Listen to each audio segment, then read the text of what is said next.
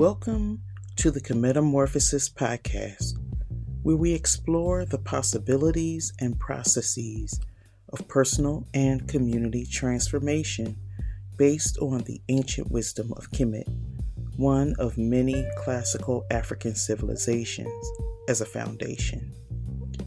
I am Dr. Catherine Lynn Adams, an associate professor of African and African American Studies at Claflin University, where I teach courses on oral and literary traditions of the African world, with an emphasis on interviewing and archiving the stories of our elders. I am serving as a scribe for this project. Joining me is Baba Derrick Jackson. Baba Derrick is the priest and thought leader of Christ Universal Temple, a spiritual community in South Carolina.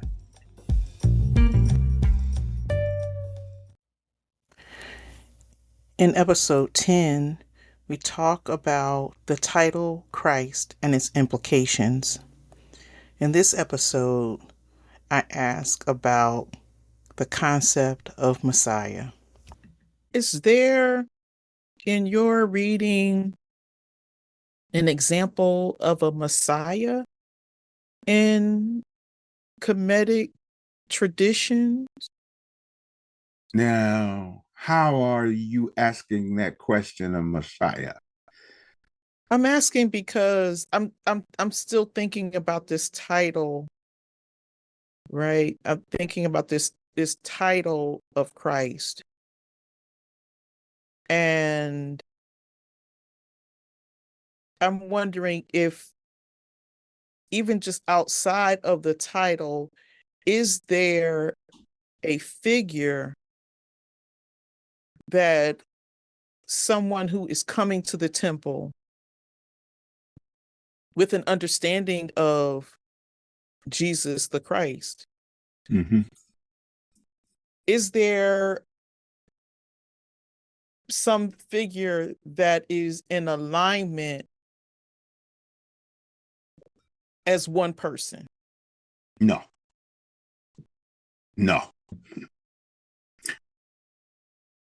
You have to be willing, and I say that in all seriousness, to reorient your thinking totally.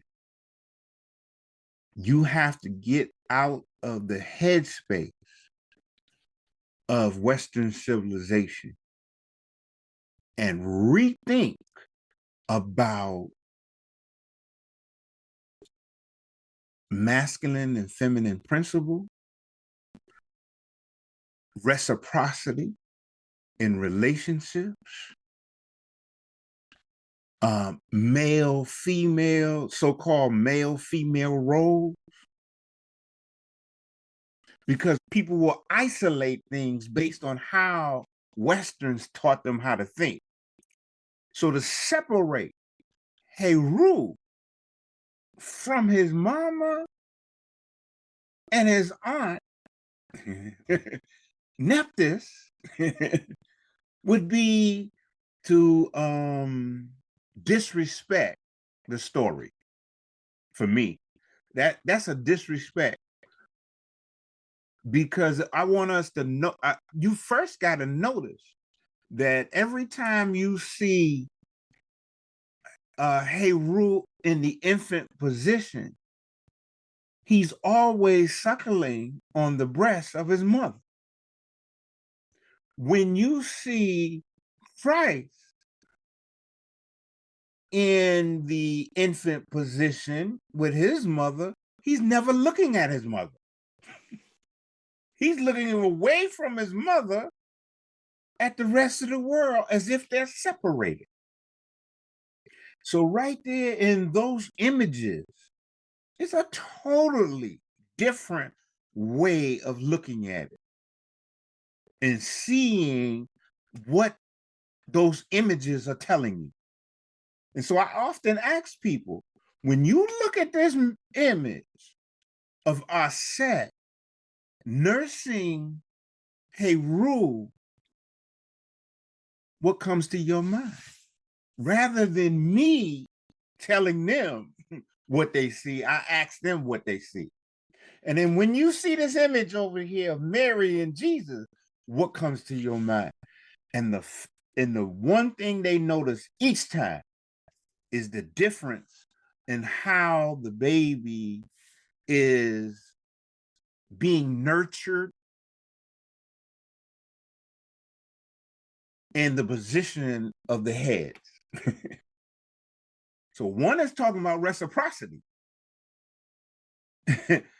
and the other one is talking about individuality. So no, you can't have the same. Now somebody would come and argue with me that how you get reciprocity out of that statue? Well, the mother is giving the child the mother's immunities, right? We know that now in the nursing, which gives the child the strength to do what's necessary. People like to talk about how Auset found the different parts of her husband and brought them back together. That's half the story. Okay? You got to tell the other half. Heru is raised to avenge his father's death.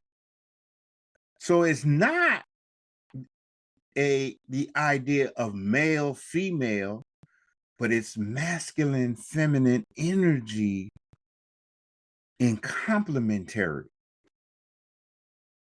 And so if we think of, as Armand has taught us, to think of Auset and Nephthys as the Ma'at twins, then you have to ask the question, even though we saw the nurturing side of Auset,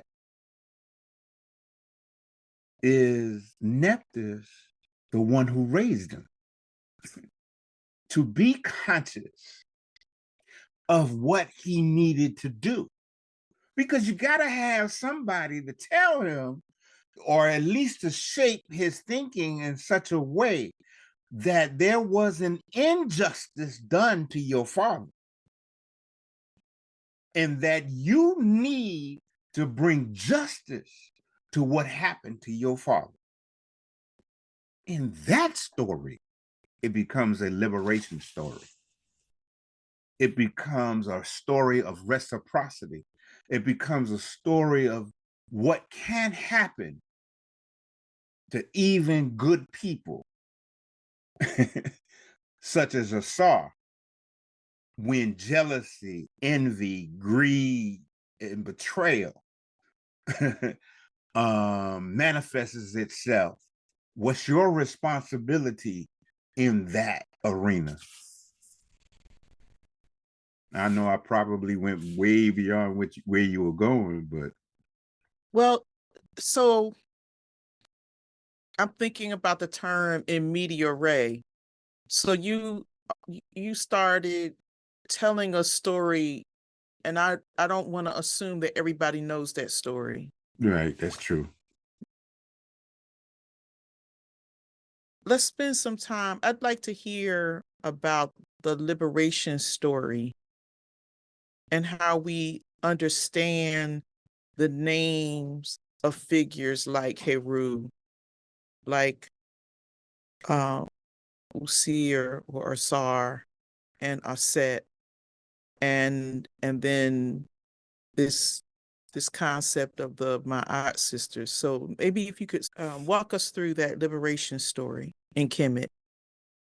Well, some of the story is, and it depends, because as you know, Dr. Adams, there's so many different versions of the story that you just may have to pick which one makes sense to you, right? Because recently, in taking in something written by Dr. Beatty that suggests maybe the story we've been telling may not be the whole story. So forgive me if I'm in the back of my mind, I'm listening to Beatty as I tell this story, because I think he has some very legitimate ways of looking at it that may be a little bit different. And I haven't dug enough to tell you that, but it's influencing how I think about it now.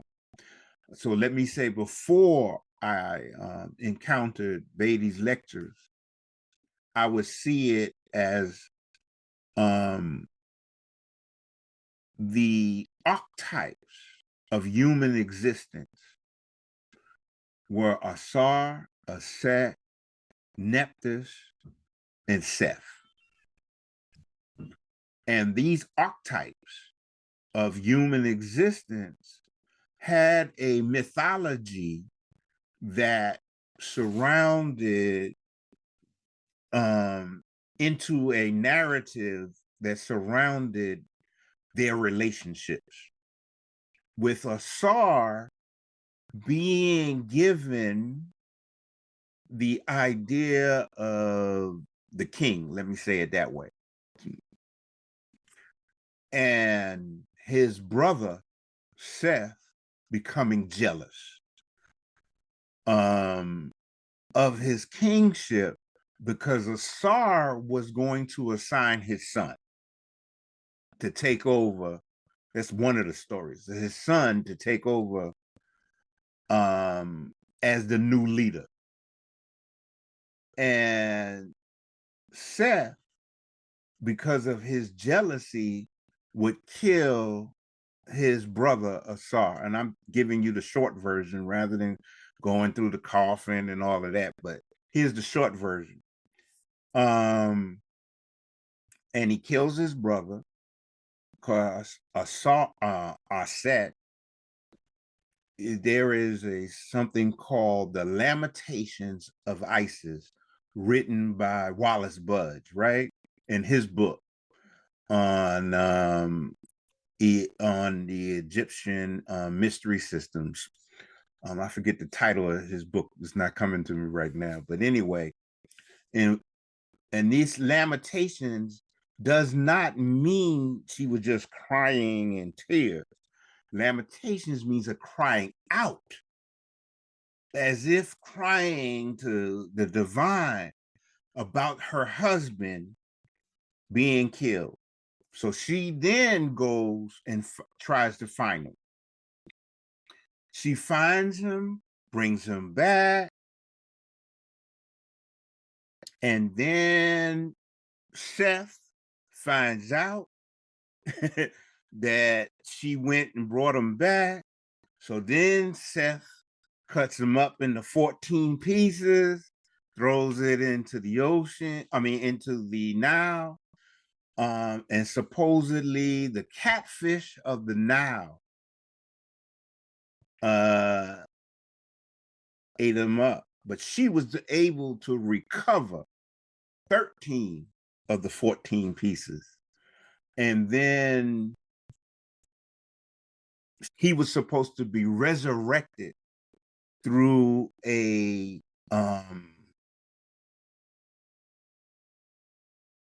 or let me put it this way, a virgin birth was supposed to occur, and the resurrection of Ausar was supposed to be through the son avenging his death. But I think people cut that up into personal stuff and made resurrection of Heru, rather than seeing Ausar's energy being transferred in and embodied by Heru.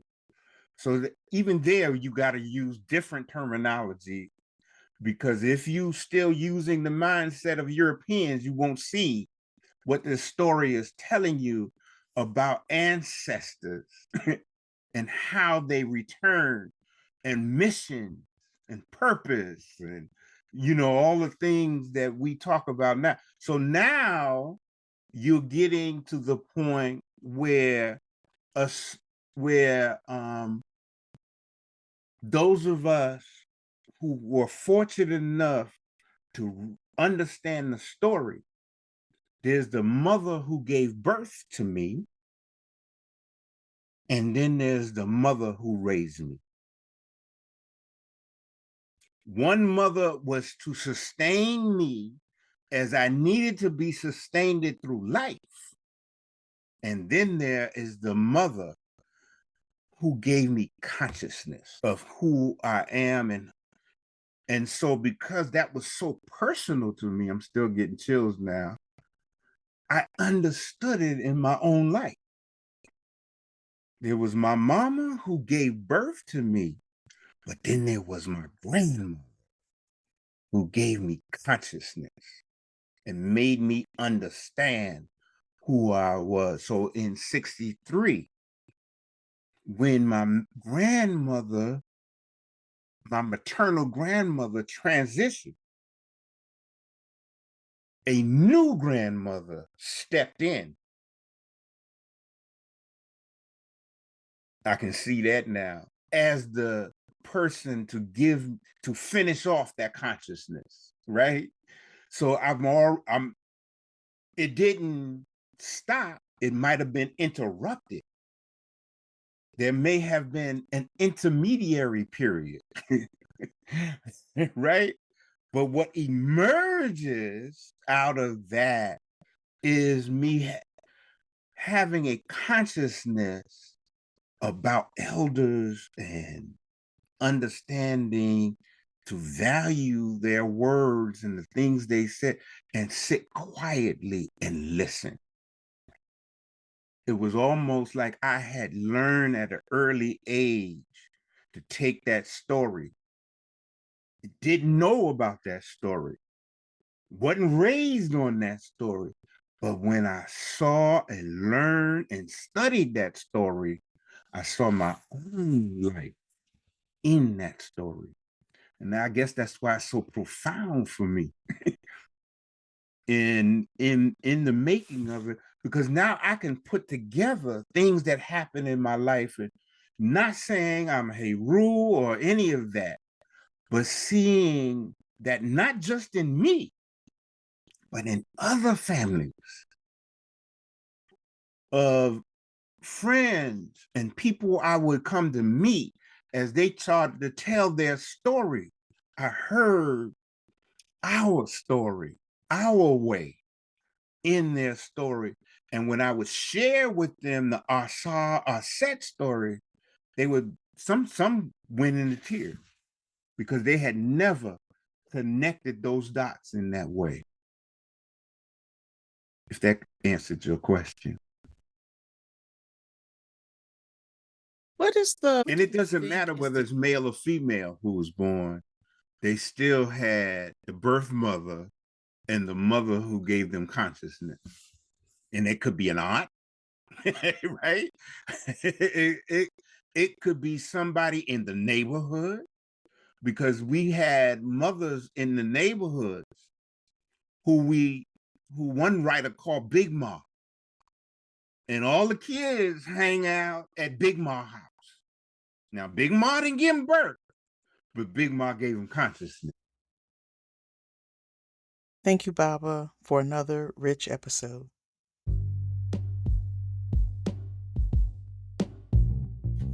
We want to archive something special that was established in 2000, more than 2 decades ago. In upcoming episodes, we will be exploring the history of Christ Universal Temple, its teachings on spirituality and personal growth, and its role in the Columbia, South Carolina community. We invite you to like, comment, and subscribe to receive notifications for future episodes. Thank you for listening.